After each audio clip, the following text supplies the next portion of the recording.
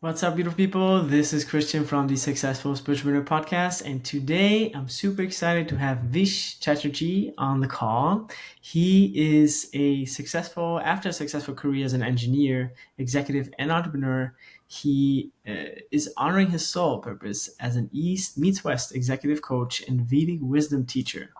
So today we're going to dive a little bit deeper into Vedic astrology and Vedic philosophy. I'm super excited. And he helps people find the light through the wisdom of the ancestors, leveraging yoga, meditation, Ayurveda, Vedic philosophy, and Jyotish, which is Vedic astrology.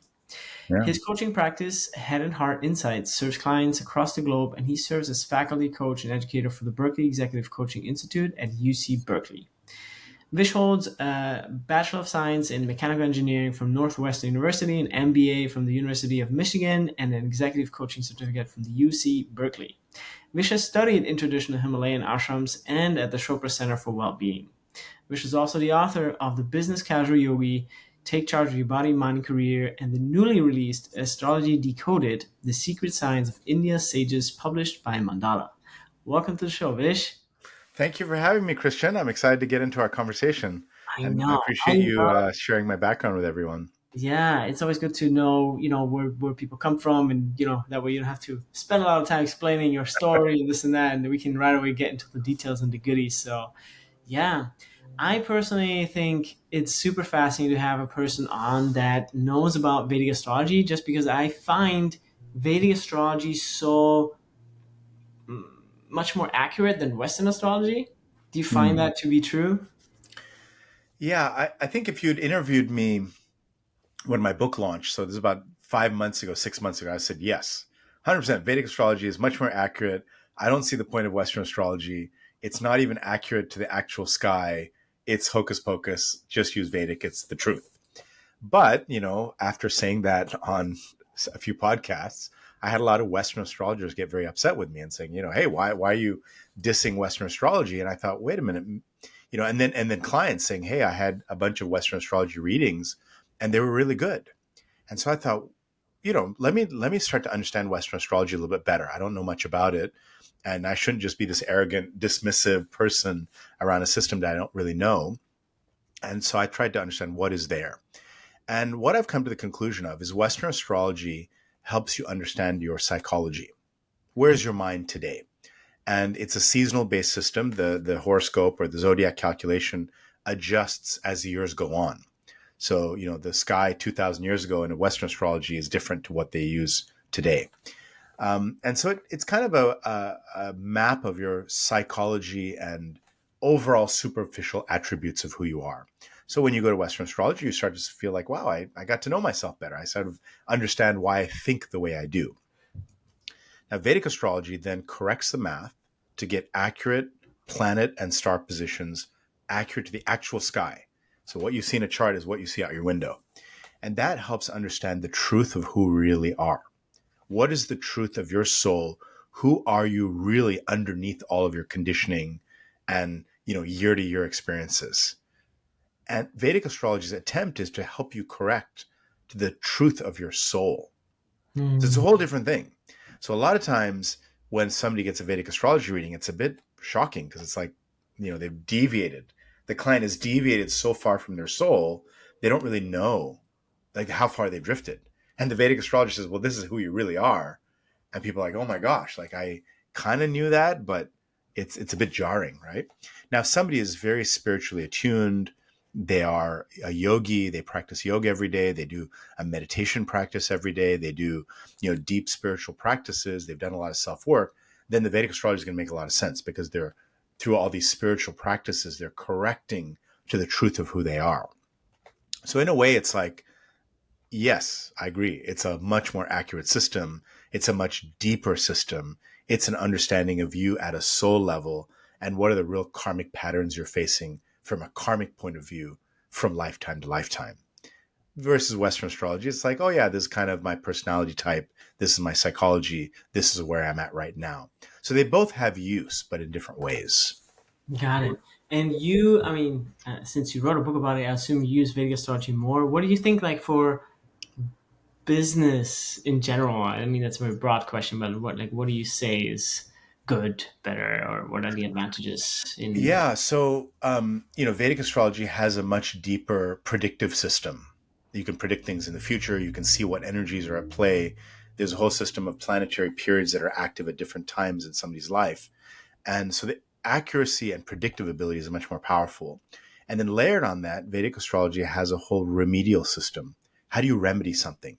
So it's not that you look at your chart and say, okay, oh my gosh, you have a very difficult sun, you have no leadership capability, give it up. It's not like that in Vedic astrology. Vedic astrology says, okay, you have something weak in your chart. Here's something you can do about it. Here's a spiritual tool, a lifestyle change, a color that you can use, a branding shift you can make to shift that energy to be more aligned. There's remedies. And for a Vedic astrologer, what I do for my corporate clients is I'll pull up their chart to understand them as a leader, but I'll also pull up a birth chart for their company. When did the business start? And based on that, we know there's a birthing of the business. There's different planetary periods of the business. There's different transits of the business. There's a different personality of the business. And how do you then attenuate the energies of that business to have it become more successful? What color scheme would you choose? What naming would you choose? What, things do you want to activate in the business? What services do you want to offer? What kind of customers do you want to gravitate towards to sort of harmonize with the energy of that particular start date? Beautiful. I love that. Um, so in your world, like mostly you help executives, or like who's the audience that you serve most as Mm. you know So as I VP? almost have like a mix of buckets, right? So there's one bucket that is, a C-level, senior level executive, CEO of a company, senior vice presidents, like senior level management in Fortune 500 companies. And for them, a lot of times it's pure executive coaching. Sometimes they're open to some spiritual things. I might teach them meditation. I might teach them a little bit of yoga. And if they're open, some of them are actually, then I might bring in Vedic astrology as a tool to help understand themselves better. Then the next bucket are small business owners and solopreneurs, people that are starting their own business, running their own business. And I'm in a way, I'm their de facto board of director. I'm helping see from the big picture, what is the business, what's your market, who you're trying to focus on, basic, brand positioning, marketing, what's the right customer, what customer is serving you, what customer isn't serving you, that basic solopreneur, small business owner kind of stuff. And then I have another category that are just spiritual seekers, that are literally people on a very deep spiritual path that are looking for some spiritual guidance. And I'm able to use the chart to help them figure out deeper spiritual practices to do, whether it's from the yoga system, the Ayurveda system, the bhakti, worship system, all drawing from the Indian Vedic tradition. Yeah, beautiful. And if somebody's in the audience is interested in booking a session with you, like why would they book a session with you? I guess if somebody's not really doesn't really know too much how you can help them, or how even astrology can help them. I mean, you offer a wide palette of tools. Um, yeah, maybe a little summary. Yeah. So, Vedic astrology, if somebody's open to Vedic astrology, that's usually the starting point. And people don't really know what it is, right? So it's a chance to really understand, okay, here are the energies at play in your life, in your business. And a lot of times the client will say, my gosh, that's something I've always thought of. Like it's been nagging in my mind, but you're helping me articulate it. So a lot of times the Vedic chart is able to help someone articulate something that was intuitive, but not manifested in verbal or written expression. I'm also trained as a coach, so I'm able to ask a lot of questions. And rather than just doing a reading, like a typical astrologer would just say, "Okay, here's a chart, and let me just keep talking and talking," I can stop and say, "Let me ask a question.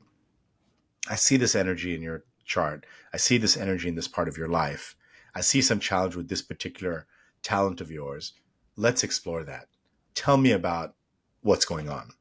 And in that dialogue where the client really shares about their challenges, their perspectives, I'm able to sort of help them facilitate their own wisdom in solving their challenge or in going the next level. And the great thing about astrology is I can tie an issue in there. Let's say it's a coach, right? There's somebody who's a coach and they come to me for a session. I'm able to link something that happened in their life when they were 8 years old to how they coach their clients. Hmm. So you can find a particular leadership or energetic block based on something that happened in a life event. And, with Vedic astrology, you can really pinpoint. I can say, hey, back in 1997 in June, what happened? Because that's affecting your leadership today. That's affecting the way you interact with clients today. This particular client is bringing up this issue for you. And, people are floored because that's, I've had clients where they're in therapy for years and years and never brought that particular issue up. So I may not, identify the issue, but I can say this was an issue that's showing up today. Sometimes I can identify quite accurately, this is what happened, right? Mom did this, or a sibling did this to you, or you were a victim of some violence, and now it's showing up in the way you coach. Yeah, beautiful. I think that's so powerful. And in your opinion, since I think you are quite the embodiment of the successful spiritualpreneur, what would you say is your definition of the successful spiritualpreneur? So the metrics keep changing, right? Like when I was in the corporate world, the metric was, am I getting promoted? Am I making more money? And I rose to a position where I had the title, I had the power, I had the influence and impact, and I had the big pay. So when I exited out of that and I went into my own practice, my pay went down tremendously, right? I was probably at a fifth of the income I was at when I left the corporate world, right? So at that point, am I successful? It feels like I'm 1/5 as successful. I have no title, I have no team, I have no organization. I'm just like an individual and I make 1/5 of money. So what does that mean? But my spiritual growth accelerated tremendously. I was able to put more time into my practices, more time into my mantra practice, my chanting practices, my yoga practices, my sadhana, my meditation. And I was able also to build a business that became about me, where I can choose my schedule. I can take a day off when I want. I can, see a client at the time that makes sense to me. I can spend more time with my family. So initially I was thinking, success is different now because I'm more present for my children. I'm more present for my wife. I'm more present for myself. And I'm also learning and expanding a knowledge that I wouldn't have been able to expand. I wouldn't have been able to train that way had I been in that, the 12-hour day corporate job. So in that way, I was more successful. Now, over time, as I've been in practice for over 8 years now. Over time, I built up a client base. I have, clients all over the globe. I've been coaching, counseling. I've, written a book, and then I wrote a second book. So then that became interesting because now I have, I'm a published author of, some very interesting subjects, yoga and business, and then Vedic astrology and how to use that in your day-to-day life. And so the success metric is completely different now. Now, the income has come up now, right? Because now I'm known, I've got a thriving practice. So my income is coming back to something reasonable, not the same as the corporate days, but I'm proud of it. And so how do I measure success? I think is, am I living life on my terms? Am I, do I have a business that fulfills me spiritually and materially? To me, that's the new success metric. Yeah, I And think it's so important to bring that back into the conversation, because everybody, I mean, still today, most people define success through the material, and the financial. So, yeah, it's yeah, and if you're a coach, and I'm sure a lot of you relate to this, you're probably hit with all sorts of advertising on Facebook. And it says, hey, sign up with us and we'll get you to 6-figure income per month, $100,000 a month. And it's like, does that really work? And now I've coached some of those people who do that. And I've seen what's behind the scenes, and it's not real. It's not real. It's not sustainable. So I think it's very important to be very careful how you measure what your success is. Don't tie it to some number that was advertised to you. yeah. That's the first rule. Don't I mean, tie it to a I number think that was it's advertised. I think it works. Like, you can coach somebody for income for sure, but the amount of work it takes is often underestimated. It's like the promise of like in 3 months or 6 months. And like, I mean, Yeah, often maybe 1 month, which is like, if you believe that, you're really delusional. exactly right. But let's say 6 months, maybe even a year. In a year, I'm gonna get you from being 9 to 5 now to making 100,000, 6 figures. How? Like, you probably you're not that smart at business yet. Like, you don't really know how to, like, all these things you need to do differently from like 9 to 5 than being an entrepreneur. Like, create content, getting yourself out there, leadership, organization, self, productivity stuff. It's like, it doesn't happen in a month. I don't think in 3 months. I'm surprised in 6 months. And I'm still surprised at 1 year, you know? Yeah, and even then, what are you willing to compromise in terms of your values? Right. Mm. So that's another thing is people start, we have this concept I use with clients called, icky marketing. Like if you're involved in icky marketing, you can grow your business, you can become very successful. But what have you given up? What have you given up in terms of your values, your authenticity and your integrity? So I am, I'm very proud in what I've created because it's not icky. I don't do any marketing. Even How did you create it?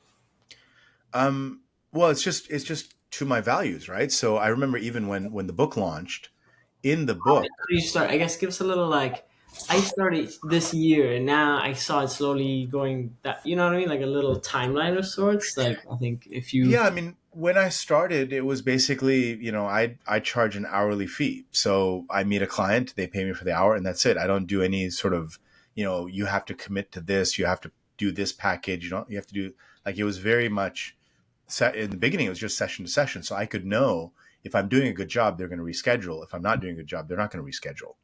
Whereas when a lot of coaches start out, they start with these package things where you have to do this and you have to commit for this time. And that way, if the coach is not doing well, the client has no exit. So then the client is trapped, but the coach also doesn't get real feedback because the client's trapped. Right. So I started with a very simple, like, okay, here's my hourly rate. And at the end of every session, you can decide if you want to continue or not. Very, very flexible. And then I started to notice certain clients that I was working with, they just kept coming back over and over for years. And I was like, okay, this is working, what I'm doing with those clients.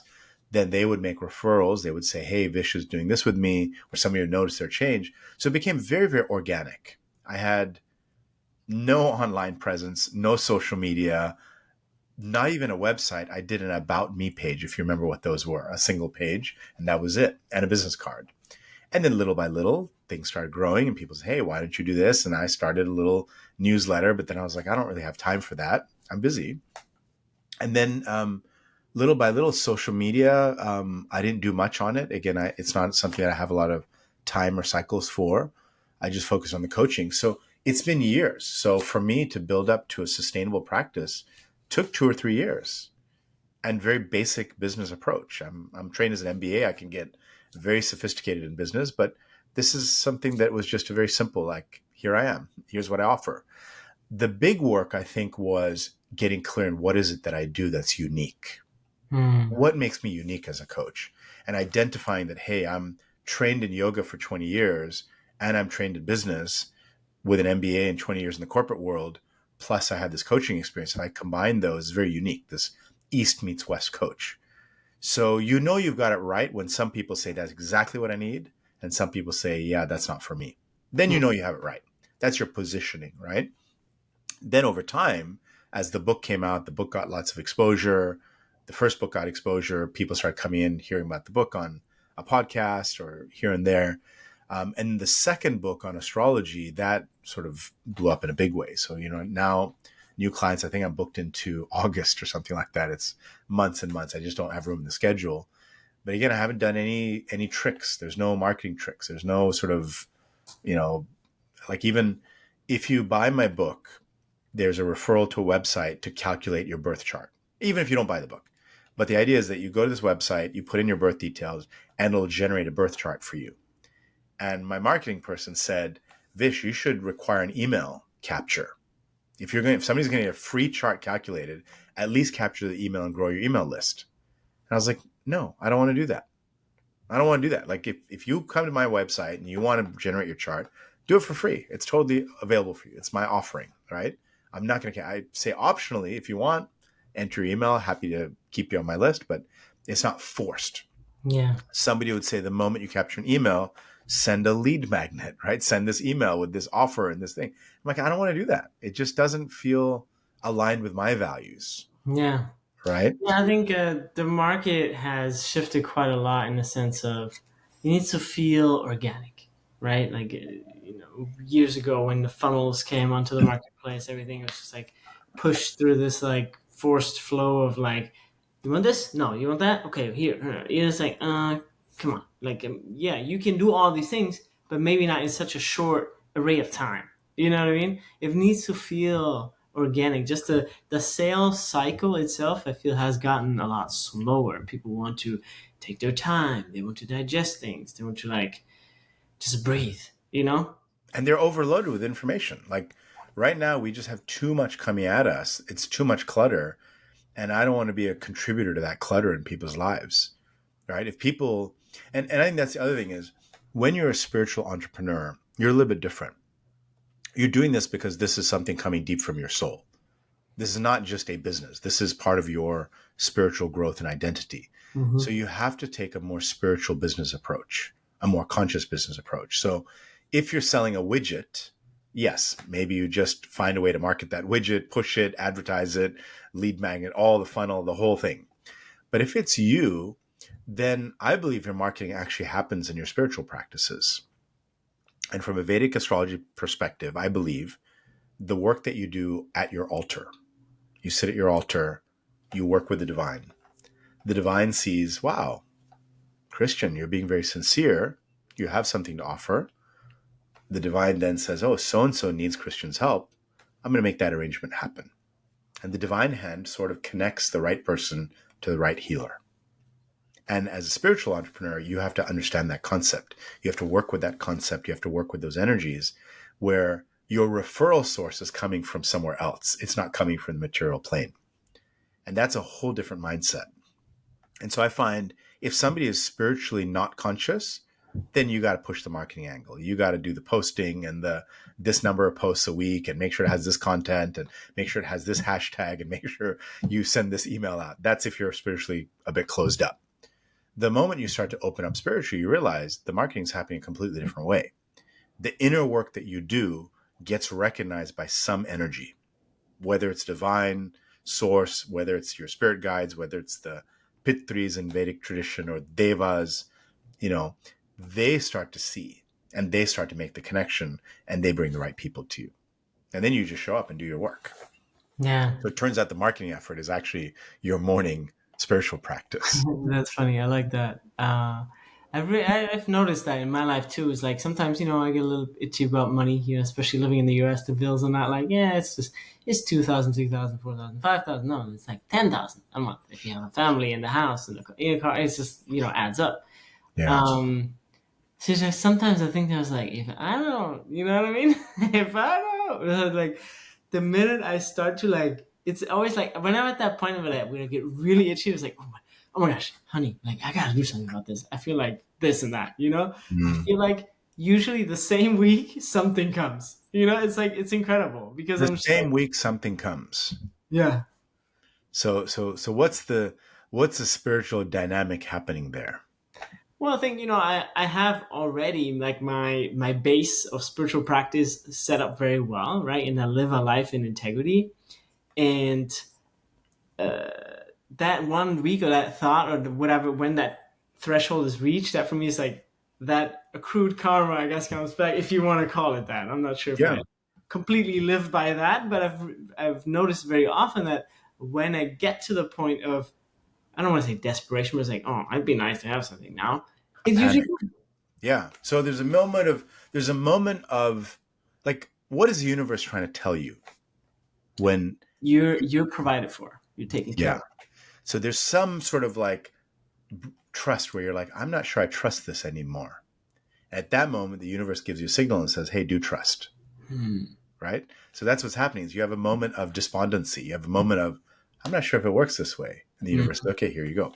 I remember there was a point in my business where I was, you send an email to somebody who's interested and you're waiting to hear back and you send a follow-up email and they're not coming back. And you're like, oh, that was like, somebody I really want to work with. And the package is good, like, or the rate's going to be good. This is a great thing. I wish it would work. But you're just like working and working and working and you're just constantly on. And I had this sort of feeling that I'm just working too hard and I need more downtime to just do nothing. What is the Italian saying? Il dolce far niente, like the beauty of doing nothing, right? The sweetness of doing nothing. So I was like, I need more doing nothing time. And I live by the beach. I live, you're in Florida, I'm in California. I live a mile and a half from the beach, 10-minute drive. But I don't go to the beach. I just work and work and work and work.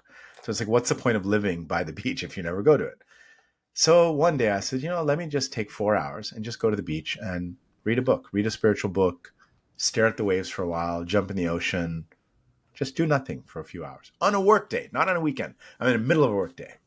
So let's see what happens. So I go play at the beach, bike there, bicycle back, come back to my desk, all cleaned up, open my email box, and there's the email I've been waiting for. It showed up in those hours. And I'm like, I've been waiting for weeks for this. I'm like, what does that mean? So I was like, maybe it's a sign. Maybe it's a sign that the universe wants me to kind of connect with nature more. But I'm like, maybe it's a coincidence. Yeah. So I tried again, another week. Same thing happens. I tried this experiment 3 times on 3 random days across a month. And each time I came back, there was something I'd been waiting for weeks that showed up. Wow. And I was like, okay, now it's not a coincidence anymore. Now the data is showing that there's something going on beyond my understanding. But I do need to learn to work with that energy, work with that trust, and really understand the universe. I'm trained as an engineer, so I'm always like, if it's not obvious to me, like many of your listeners, you're like, come on, Vish, this is obvious. This is how the universe works. But for me, I had to kind of experiment and try it out. And now I'm like, oh, yeah, it does work that way. Yeah. Yeah, I think it's beautiful to get a reminder like yourself or like myself of that trust, because oftentimes you forget about forget about your connection or to source, to the universe, and you think obviously you know it better and you got to play God in your life all the time, and you forget about that trust, and then you're not gonna experience it if you always forget about it, right? You're gonna come back to that place of letting go, ease, trust. Yeah. And so that morning practice is one of the most important things that I've come up with, this idea of a morning ritual. What is your morning ritual? And, you spend, especially as a spiritual entrepreneur, as a solo, as you're working, you are constantly dealing with people's stuff. Like, just now the street sweeper went by to clean the street. So these are omens, right? Like if I'm tuned in, I've done my morning practice, I can say, oh, a street sweeper went by. What does that mean? Well, the streets get dirty over time. You as a spiritual entrepreneur, when you're working with people, you're sort of taking on some of their dirt. You're taking on some of their karma. You're getting into deep conversations with the client. You're understanding their karma. You may not call it karma, but you're understanding their challenges. Some of that gets peppered on you. Mm-hmm. And that needs a regular cleansing. So every morning when you sit in the morning and you do your practices, when you do yoga practice, you meditate, you do some kind of chanting, you light some incense, all that is cleaning up, street sweeping, ready for the next day. And then you show up again. And that daily routine of daily ritual cleansing is very, very important. You're cleaning up your channels. The second thing that happens when you have a daily morning practice is you're making a connection to the divine. In Sanskrit, we call this sadhana. Sadhana is a daily connection to the divine of your choosing, whatever method you use. And that is what influences your work. So if all you're doing is working, going to bed, getting up, working again, you're missing the point.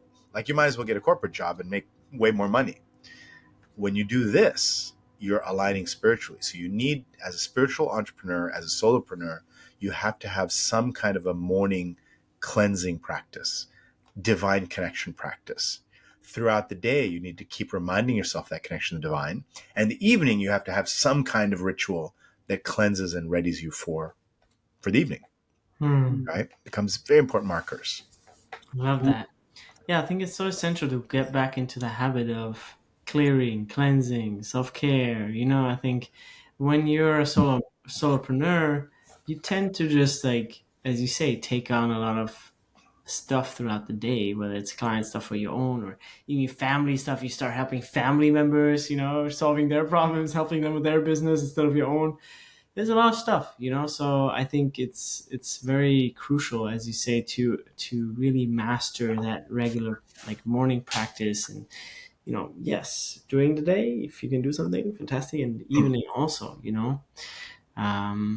beautiful. So what happens when a family member comes and says, hey, Christian, help me out? What do you do? Yeah, okay. First response is, you want to people please. You want to help these people. And I feel, for me, it's a little bit easier because most of my family members are in Germany, right? I only have like my immediate family, wife and child here in Florida.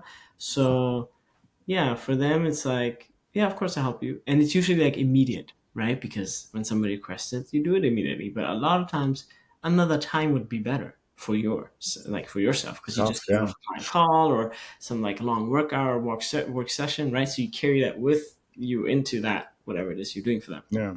How many times do you get somebody saying, hey, can you give me a friend's discount?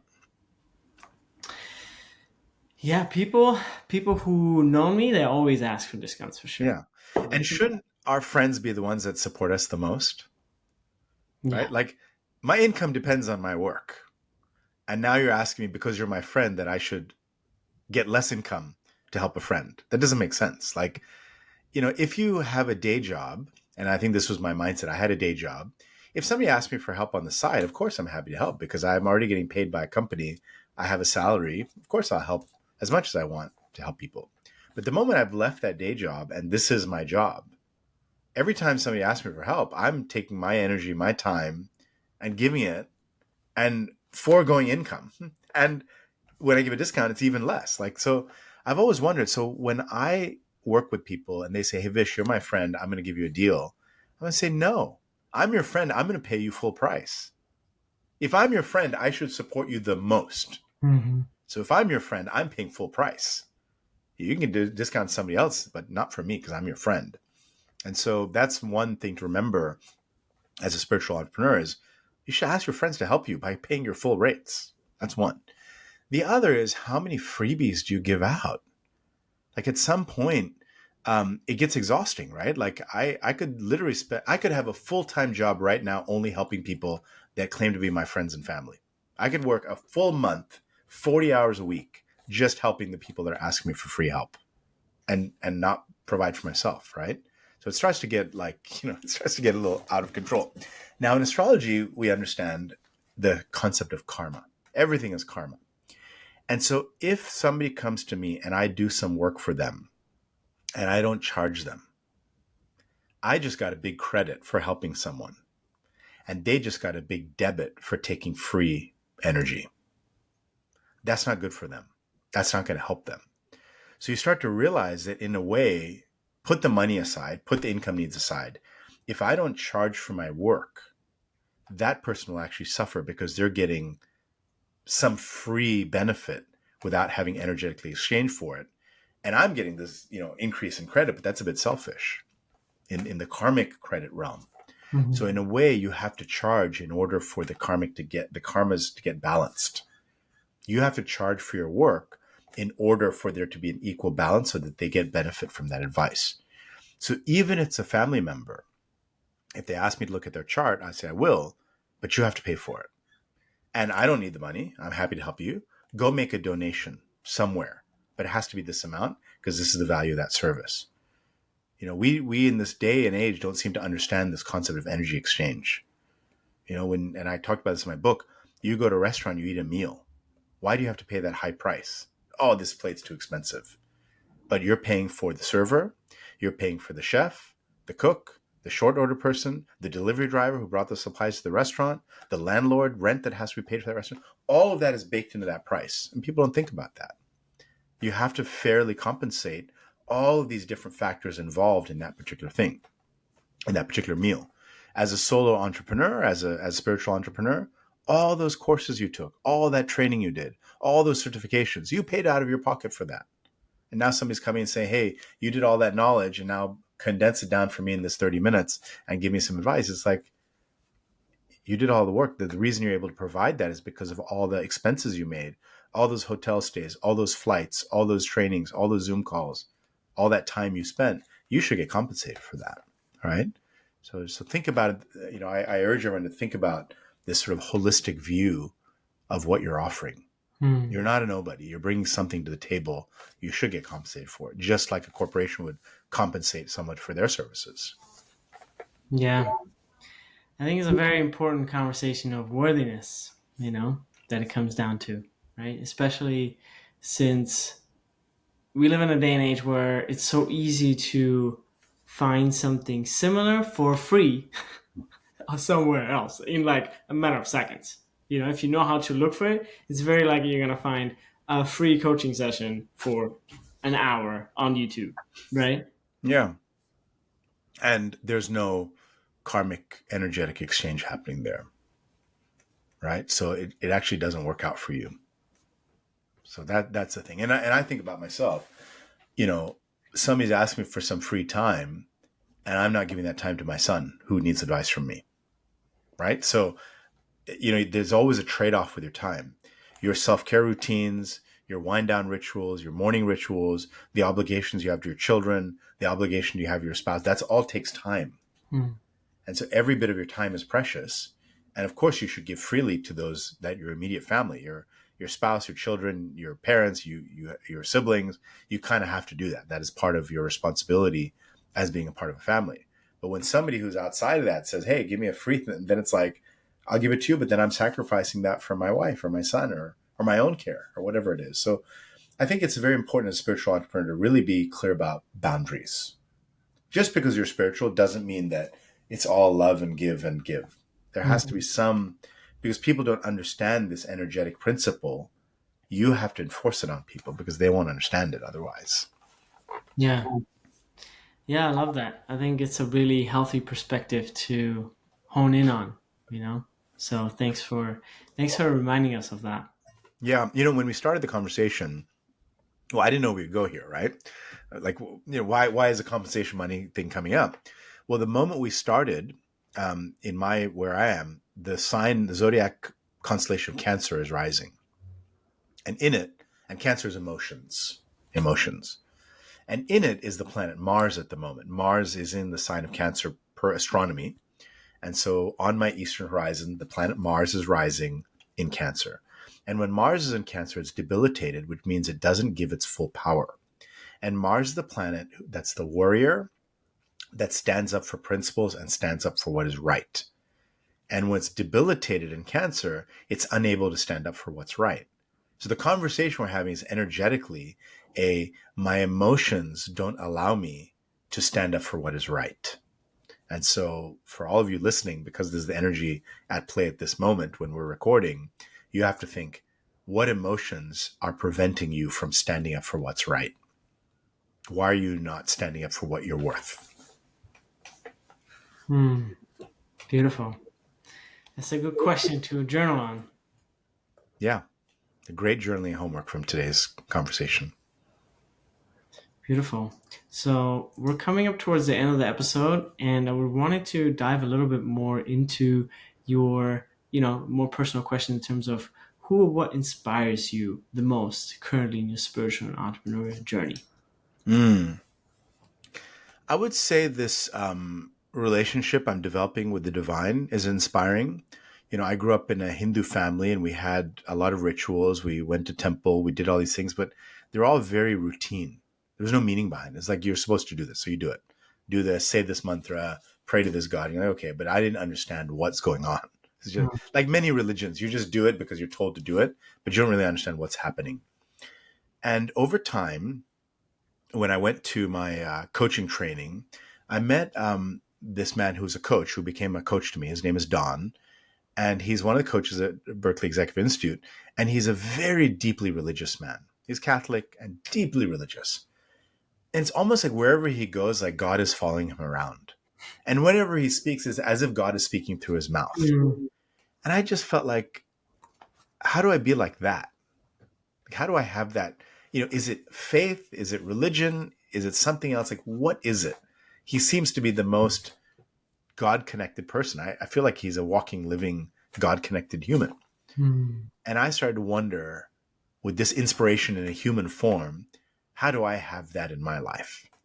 And as I've been doing my rituals and my practices from the yoga tradition, and the yoga tradition is connected to the Vedic tradition, very Indian tradition, I started doing things out of faith because that's what you're supposed to do. I believe it. But I also understand the science behind it. But little by little, things have been shifting in my life. And I really am starting to feel this divinity around me all the time. And then as it happens, because I'm an engineer, I'm like, am I believing it or is it real? I happen to meet a few psychics. I have psychics that are my clients. I have mediums that are my clients. And when they sometimes come and I do a ritual, they'll be like, yeah, so and so this deity has appeared. Like, they know it. They feel it. They can sense it. They can see it. So what to me as a belief and a scientific practice, it's turning out actually is really happening energetically, that these deities start to show up. They start to energetically show up in the space you're in. Ancestors, spirit guides start to show up in the space. I can call on a spirit guide. I can offer something to a spirit guide, but I can't feel if they're really there. But when I have a psychic around, they're like, yeah, it worked. You called and they're there. They're actually around you. I'm like, wow, really? So I hope that on my journey, I'll start to have that sensitivity. But for now, I'm starting to get a real logical understanding that this stuff is not made up. Yeah, I love that too. Yeah, always some ascended masters, I guess, I would connect with on a regular basis. Is I've even like have a picture of them in front of me on my wall. That's incredible. Is Jesus, Mm-hmm. Saint Germain, Mm-hmm. Saint Francis. You Mm. know, his freedom and his just like playfulness, like no material. Like he's just like playing Wow. like a kid, you know. And then Saint Germain because of the material. Like he was a very like he was a nobleman, you know, Interesting. and also very spiritual, very into like kind of like the archetype of the tarot card, um, the magician. Hmm. You could manifest anything out of the ether, you know. So there's sort of, depending on your level of consciousness, at a minimum level, you say, okay, it's an archetype. It's an archetype. And I feel called to that archetype. I think of that archetype. And that's one energetic thing. The next layer is I feel that archetype and it's actually activating that archetype in me.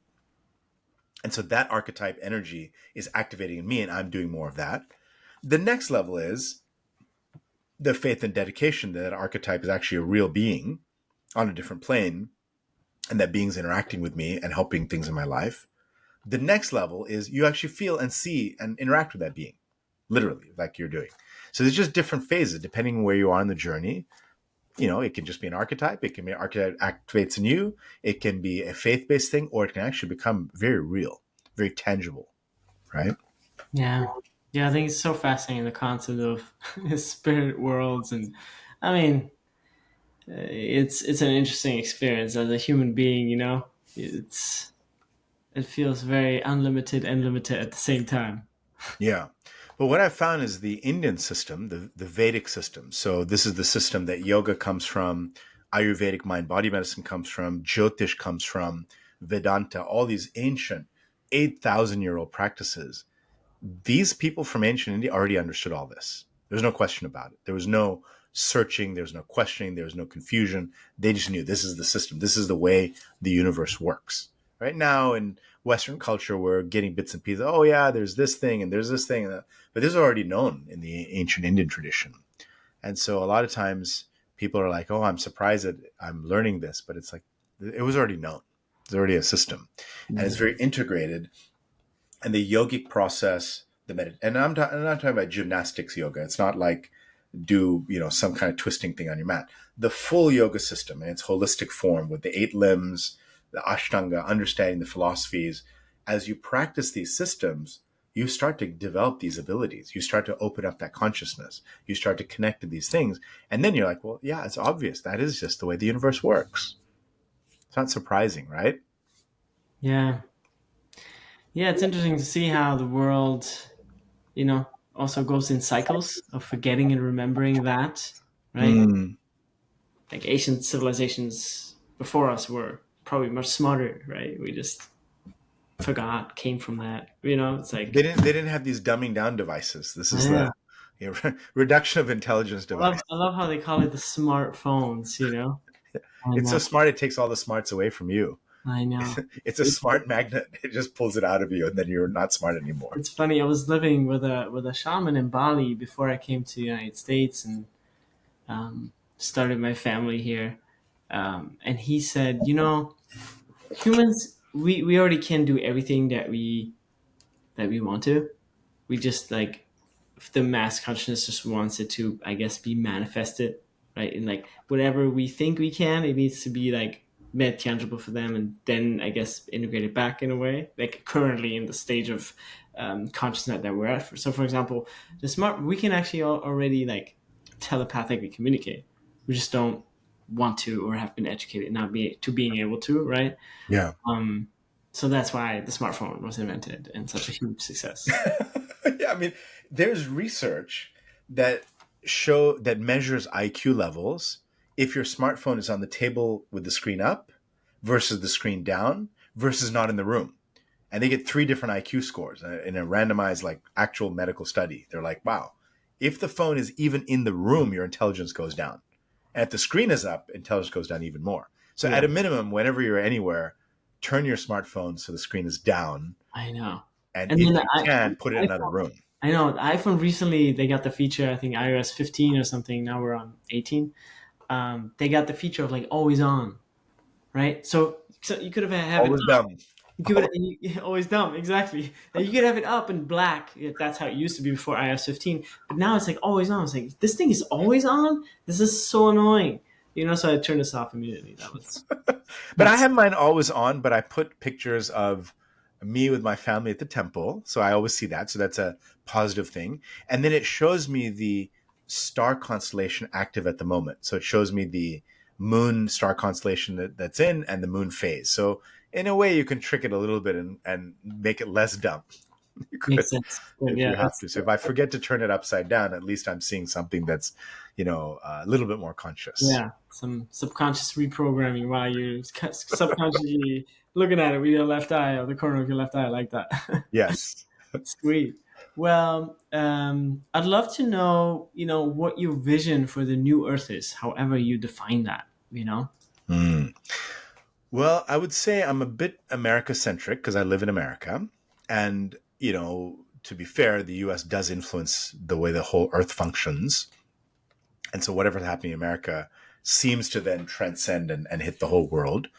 And America, if I pull a birth chart for America, is in a very, very difficult period at the moment. It's a time of reckoning, you could say. And so this is a time when everything gets torn down to the ground and we decide, who are we really? Hmm. And we decide which direction we want to go. And that decision is happening now. It's happening in the next 2-3 years. So as if I extrapolate that to the planet Earth, the Earth is going through a period right now deciding, which way do we want to go? Do we want to go the route of darkness or the right route of light? That's really literally the decision ahead of us. And I know there's this split Earth theory that I've heard about where there'll sort of be these 2 parallel worlds, one of darkness, one of light. I don't know if I understand that or necessarily agree with that, but there is some wisdom there that right now is a chance for us to accelerate consciousness or accelerate unconsciousness. It's up to each one of us to decide what we want to do in this time. Do we want to join the unconsciousness or join the consciousness? You decide. And whatever you decide, that's okay. It's your choice, right? Yeah. So I believe this time coming for us, at least in the US and I think in the world, next 2-3 years, you have to decide, are you trending towards light or darkness? Make that Yeah. choice and then honor it. I think, See what happens. obviously everybody's biased. I'm biased. I can only speak from my experience, but I see like collectively that a lot of people are choosing for the light. Just from my And you experience, could easily say a lot of people are choosing for not light as well. probably. It's Yeah. both there, right? And, we're all on a karmic journey, and kar means to do, act. Karma is a consequences that are a result of your actions. So in the Vedic system, there's no judgment. There's just accounting, pure accounting. Things that are good, you get rewarded for. Things that you do that are not good, you get punished for. That's just how it goes.